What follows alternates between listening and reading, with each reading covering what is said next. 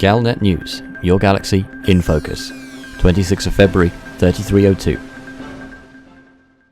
Our top story today. Earlier this week, the Empire-aligned 13th Legion condemned the mercenary combat organization known as the Smiling Dog Crew, or SDC, labeling them a terrorist organization.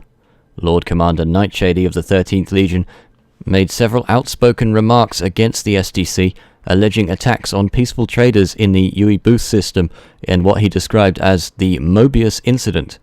In a statement, Nightshady went on to say, "The terrorist organization known as Smiling Dog Crew cannot be ignored a single day longer by the Empire.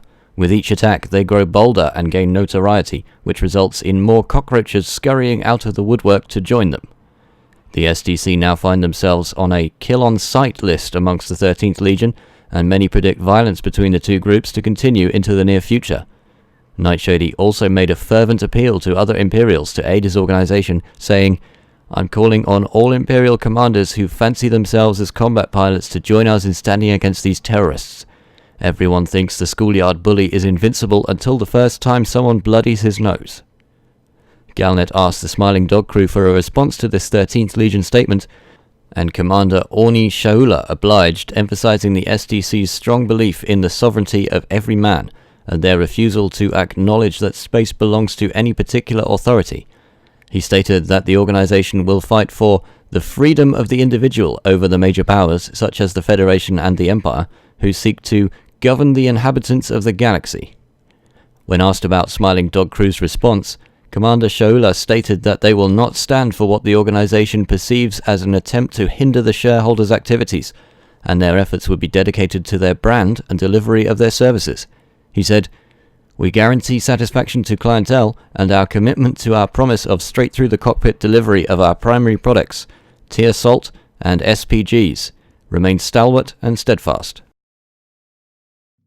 In Federation news now, the recent federal operation to search for survivors from Starship One was eagerly supported by the galactic community, resulting in the safe recovery of thousands of escape pods, many of them containing living survivors. As the task of identifying the pod's occupants continues, Federal President Zachary Hudson has made a surprising announcement.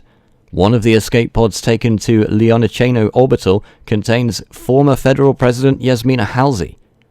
He said, "When we started searching for the remains of Starship One, it was with the aim of discovering what happened to the ship. I never imagined we would find survivors, and certainly not that one of them would be Yasmina Halsey." Asked about Halsey's condition, Hudson said, "The medical team at Leoniceno has described Halsey's condition as critical but stable.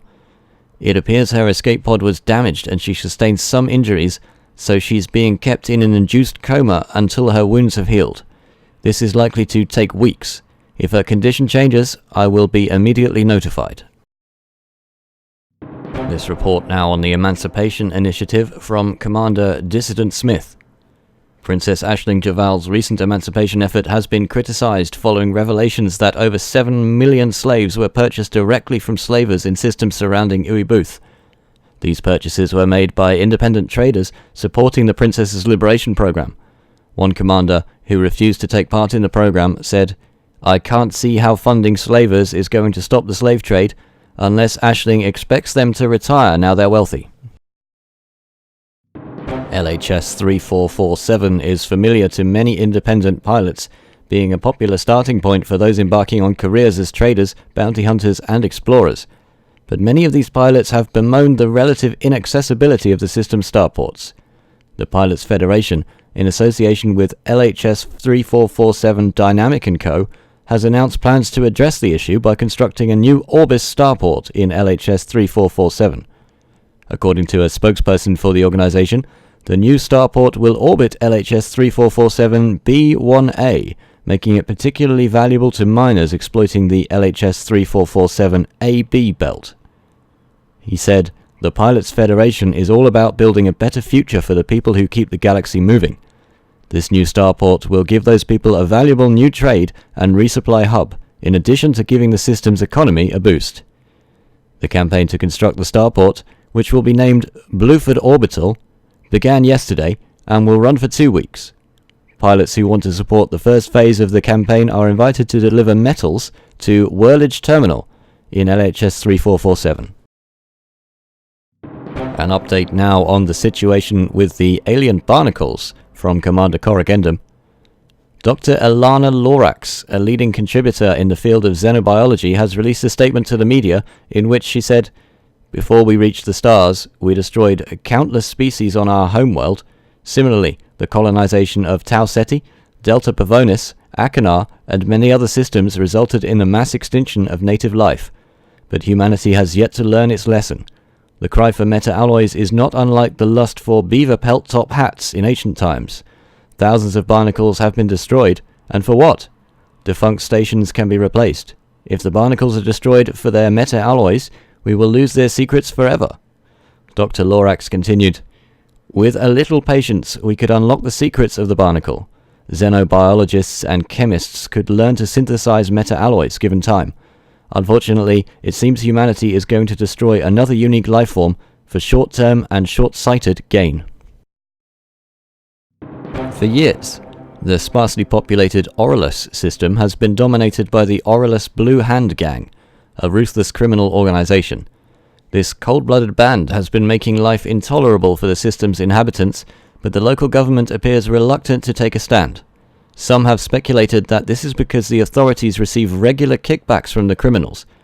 But one resident has had enough. Rose Trebek, a former soldier and veteran of countless military campaigns, has established a defense initiative to clean up Oralas, the Joint Security Task Force. She said, "I'm sick of these scumbags running my system, and I'm sick of the government looking the other way. It's time to take care of these punks, but we can't do it alone. Our intelligence indicates that the Blue Hand is ferrying its spoils in big convoys to various fences. They trade mostly in escape pods, which they sell to shady pseudo-scientific outfits conducting illegal human experiments.